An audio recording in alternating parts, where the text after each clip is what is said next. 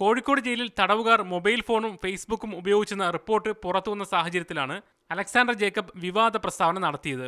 ജയിലിൽ സ്ഥാപിച്ച നിരീക്ഷണ ക്യാമറകൾ മനുഷ്യാവകാശ കമ്മീഷന്റെ നിർദ്ദേശപ്രകാരം മാറ്റിയെന്നാണ് മുൻ ജയിൽ മേധാവി പറഞ്ഞിരുന്നത്. ഇതിനെ തുടർന്ന് അത്തരമൊരു നിർദ്ദേശത്തിന്റെ പകർപ്പ് ഹാജരാക്കാനും വിശദീകരണം നൽകാനും മനുഷ്യാവകാശ കമ്മീഷൻ ആവശ്യപ്പെട്ടു. ഇതിന് നൽകിയ മറുപടിയിലാണ് കോഴിക്കോട് ജയിലിൽ നിന്ന് ഒരു നിരീക്ഷണ ക്യാമറയെ മാറ്റിയിട്ടില്ലെന്ന് പുതിയ ജയിൽ മേധാവി DGP TP സെൻകുമാർ അറിയിച്ചിരിക്കുന്നത്. അവിടെ സ്ഥാപിച്ചിട്ടുള്ള 68 ക്യാമറകളും പ്രവർത്തന സജ്ജമാണ്. ക്യാമറകൾ എടുത്തുമാറ്റാൻ മനുഷ്യാവകാശ കമ്മീഷൻ ആവശ്യപ്പെട്ടതിന് ഒരു തെളിവും കോഴിക്കോട് ജയിലിലോ ജയിൽ ആസ്ഥാനത്തോ ലഭ്യമല്ലെന്നും റിപ്പോർട്ടിൽ പറയുന്നു. ക്യാമറകൾ സ്ഥാപിച്ചത് 2012 ആഗസ്റ്റിലാണ്. മനുഷ്യാവകാശ കമ്മീഷൻ അംഗം KE ഗംഗാധരൻ അവസാനമായി ജയിൽ സന്ദർശിച്ചത് 2015 ജൂണിലാണ്.